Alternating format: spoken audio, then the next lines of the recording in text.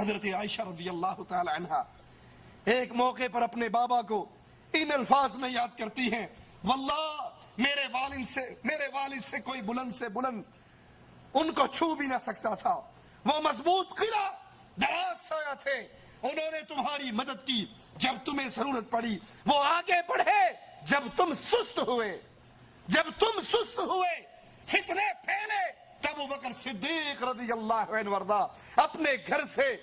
اسلحے سے لیس ہو کر ننگے قدموں نکلے اور کہا سنو، اگر آج کوئی نہیں لڑے گا تو اکیلا ابوبکر اللہ کی توحید کے لیے آج جہاد کے لیے نکل چکا ہے۔ حضرت علی سوار ہو کے پیچھے گئے، خلیفۃ المسلمین واپس آ جائیے، اگر آپ کو کچھ ہو گیا پھر خلافت کا نظام دوبارہ قائم نہ ہو سکے گا۔ تمہاری مان لیں کہ اہل بیت کی دشمنی تھی ابو بکر سے، تو جب ابو بکر جہاد کے لیے نکل رہے تھے حضرت علی کو تو کہنا چاہیے نا چھیتی جاوے جان چھوٹے، میرا راستہ صاف ہوئے، وہ پیچھے کیوں گئے تھے؟ انہوں نے منتیں کیوں کی تھی؟ وہ واپس لے کر کیوں آئے تھے؟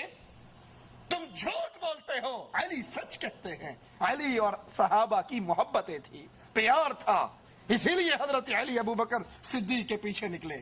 حضرت عائشہ فرماتی ہے بچپن، جوانی، بڑھاپے میں میرے بابا قریش کے نامور مردوں میں سے تھے، وہ محتاجوں کی مدد کرتے، وہ اسیروں کو رہائی دلاتے، ان کا تعلق اللہ سے بہت قوی تھا، یہاں تک کہ انہوں نے اپنے گھر میں مسجد بنائی تھی۔ ابو بکر صدیق رضی اللہ عنہ وارضا اپنے گھر کی مسجد میں قرآن کی تلاوت کرتے،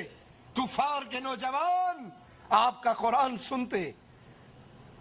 اللہ سے اتنی محبت، اپنے گھر کے اندر مسجد بنائی، باطل پرستوں نے توحید کو مٹایا تو ابو بکر صدیق رضی اللہ عنہ وارضا نے اس کو زندہ کیا، اس کو قائم کیا۔ عائشہ فرماتی ہے میرے بابا کا ایمان کفار پہ بہت بھاری تھا، قریش نے ان کی طرف کمانیں کھڑی کی، اپنے تیر سوتے،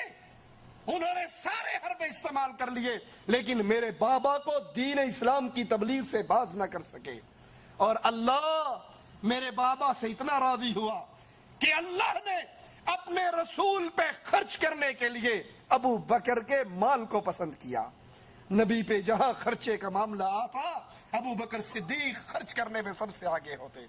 اور وفات رسول کے بعد جب شیطان اپنے لشکروں کے ساتھ مسلمانوں پہ حملہ آور ہوا، کوئی مرتد ہو رہا ہے، کوئی زکوٰۃ کا انکار کر رہا ہے، تو حضرت عائشہ رضی اللہ تعالی عنہا فرماتی ہے یہ میرے بابا تھے جنہوں نے تلوار کی، جہاد کی تلوار کو بلند کیا۔ عمر جیسی ہستی کو بھی جواب میں کہا اگر یہ وہ ایک رسی جس سے اونٹ کو باندھا جاتا ہے نبی کو دیا کرتے تھے، زکوٰۃ میں مجھے نہیں دیں گے، اس ایک رسی کے لینے کے لیے بھی میں ان سے جہاد کروں گا۔ ابو بکر وہ عظیم ہستی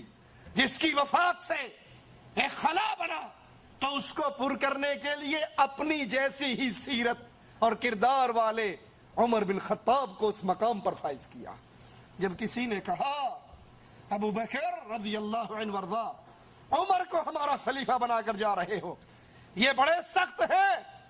یہ بڑے شدید ہیں، کہا جب خلافت کا بوجھ پڑے گا تو ان کی سختی کم ہو جائے گی، اور اگر مجھ سے اللہ نے پوچھا مسلمانوں کا معاملہ کس کے حوالے کر کے آئے ہو، میں کہوں گا اللہ اپنے بعد تیرے نبی کے صحابہ میں سب سے افضل عمر ابن خطاب کو اپنے نبی کے صحابہ کا معاملہ دے کر آیا۔ اس عظیم ہستی کو مسلمانوں کے انتظام سنبھالنے کے لیے مقرر کیا، جن کے بارے میں اپنوں نے نہیں کفار نے بھی کہا اگر ایک عمر مسلمانوں کے پاس اور ہوتا پوری دھرتی پہ لا الہ الا اللہ کے جھنڈے گاڑ دیے جاتے۔ مبارک ہو وہ ماں جس ماں کے پیٹ میں ابو بکر جیسا بیٹا رہا، مبارک ہو وہ ماں جس نے ابو بکر جیسے بیٹے کو دودھ پلایا اور جس نے توحید کو قائم کیا، شرک کو مٹایا، پھر دنیا نے اپنے خزانے الٹ دیے، دنیا ابو بکر کے سامنے آتی اور ابو بکر ان سے اپنے چہرے کو موڑ لیتے۔ حضرت عائشہ یہ تقریر کر کے کہتی ہیں مجھے بتاؤ کس دن کی وجہ سے تم میرے بابا کو گالی دیتے ہو؟ میرے بابا کی زندگی کا کون سا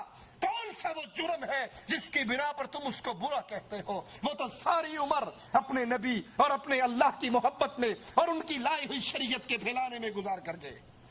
ابو بکر صدیق رضی اللہ عنہ وارضا مسلمانوں کو دین کی دعوت دینے والے، مسلمانوں کو تلقین کرنے والے۔ سلمان فارسی سے کہا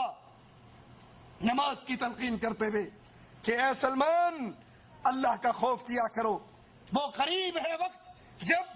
سب کچھ چیز چھپی ہوئی چیزیں واضح ہو جائیں گی، ظاہر ہو جائیں گی، اور لوگ معلوم کر لیں گے ہر چیز میں تمہارا کیا حصہ ہے، تم نے کیا کھایا اور کیا چھوڑا ہے۔ یہ سمجھ لو جس نے 5 وقت نماز ادا کی وہ صبح سے شام تک اللہ کی حفاظت میں آ گیا، پھر اس کو کون مار سکتا ہے؟ اور جس نے اللہ کے ساتھ عہد شکنی کی وہ الٹے منہ کر کے دوزخ میں لٹکا دیا جائے گا۔ جس نے 5 نمازیں مسلمانوں کے ساتھ ادا کی یہ اللہ کی حفاظت میں آ گیا، صبح سے لے کے شام تک یہ اللہ کی نگہبانی میں آ گیا۔ اب جو بندہ اللہ کی نگہبانی میں ہو اس کا کوئی کچھ بگاڑ سکتا ہے؟ اور جس نے ان نمازوں کو ترک کیا اس نے اپنے اور اللہ کے درمیان عہد کو توڑ ڈالا۔ اب اس کا ٹھکانہ الٹا کر کے جہنم میں لٹکایا جانا۔ والدین کے حقوق کے بارے میں ابو بکر صدیق کی کتنی عظیم تعلیمات ہیں۔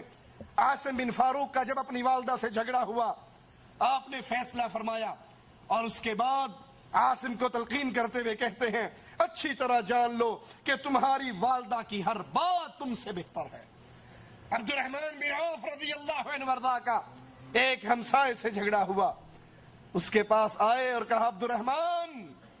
اپنے ہمسائے سے جھگڑا نہ کرو کیونکہ اس کا تعلق تم سے قائم رہے گا، لوگ تمہارے درمیان آ کر باتیں کر کے واپس چلے جائیں گے